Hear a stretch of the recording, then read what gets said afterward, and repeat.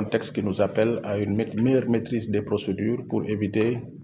tout errement et approximation dans la conduite et la réalisation de nos projets. C'est une situation qui également nous invite à réfléchir par rapport aux nombreuses opportunités que nous offre le cadre de la commande publique sur les assouplissements qui sont consacrés et qui nous permettent de réussir les projets sans exposer les ressources publiques et le budget de l'État. Sur le terrain particulier des marchés publics, nous avons fort heureusement un cadre qui regorge d'un certain nombre d'assouplissements qui permettent de réussir ces projets sans forcément mobiliser les ressources publiques. Sur ce registre, je peux citer quelques exemples. Nous avons dans le Code des marchés publics une procédure qui s'appelle le crédit bail, qui est assez intéressant parce qu'il permet à l'administration, lorsque les ressources ne sont pas disponibles, de s'attacher les services d'un opérateur privé qui vient mettre à disposition un équipement, qui vient mettre à disposition un bien qui peut être mobilier ou immobilier, ça peut être un bâtiment, ça peut être un équipement mobile, en tout cas mobilier. Donc ce contrat assez intéressant par rapport au contexte actuel de notre pays permet à l'administration qui a un projet particulier de mobiliser un opérateur privé qui vient réaliser le projet pour après maintenant dans la durée recevoir des paiements sous forme de loyer, donc de manière à permettre à l'administration concernée qui bénéficie du projet de ne pas se retrouver en situation de devoir mobiliser en amont des ressources qui ne sont pas forcément disponibles pour les affecter à ce projet. Nous avons également dans le Code des marchés publics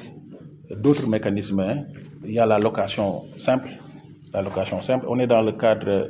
du fonctionnement des établissements hospitaliers. C'est important de mettre en évidence ces mécanismes qui existent. Nous avons la location simple que le Code des marchés publics considère comme étant un schéma qui n'est pas assujetti aux procédures applicables à la commande publique, qui vous permet, vous, en tant qu'hôpital, en tant que ministère de la Santé, de voir un opérateur privé mettre à disposition des équipements contre des paiements qui sont étalés dans le temps. Pour moi, c'est une flexibilité assez remarquable qui permet à nos hôpitaux qui peinent à avoir un plateau technique adéquat pour faire face aux responsabilités qui sont les leurs,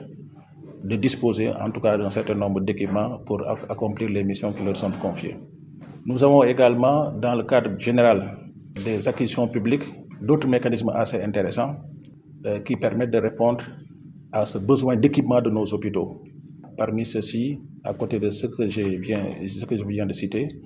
nous avons également le bail à construction, qui est consacré par le Code de la construction du Sénégal et qui permet à une administration qui dispose d'un terrain, d'un simple terrain, de mobiliser un opérateur privé qui vient constituer le financement adéquat, procéder à la réalisation d'un immeuble qui peut être un hôpital, qui peut être un autre établissement, en tout cas dont le ministère de la Santé a besoin. Donc le privé qui vient sur la base d'un terrain qui est mis à sa disposition par l'administration, qui mobilise un financement pour réaliser l'infrastructure et l'investissement, et d'en disposer pendant un certain temps avant d'en transférer la propriété à l'administration. Nous avons également, pour rester toujours sur le terrain des marchés publics, nous avons également ce qu'on appelle le bail à réhabilitation, parce qu'on a des bâtiments qui aujourd'hui ont atteint un niveau de vétusté assez avancé, et pour la remise en état desquels on n'a pas forcément les ressources. C'est là où ce mécanisme qui s'appelle le bail à réhabilitation trouve un intérêt particulier. Il permet au ministère de la Santé, à l'administration de façon générale, de mobiliser un opérateur privé qui constitue un financement pour procéder après à la réhabilitation d'un établissement hospitalier, pour rester un peu dans le domaine hospitalier,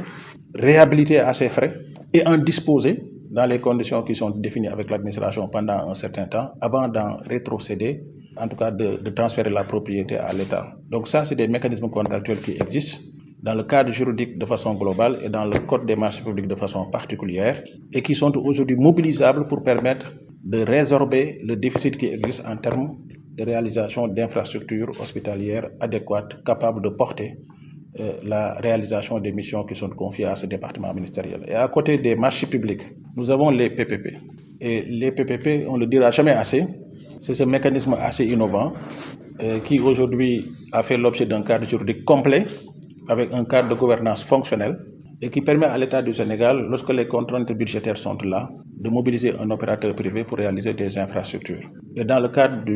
qui est applicable à ces PPP, à ces mécanismes contractuels, certes complexes, mais assez innovants et assez intéressants, l'État a fait le parti, contrairement à d'autres pays comme la France, qui se sont coupés de cette opportunité, l'État a fait le parti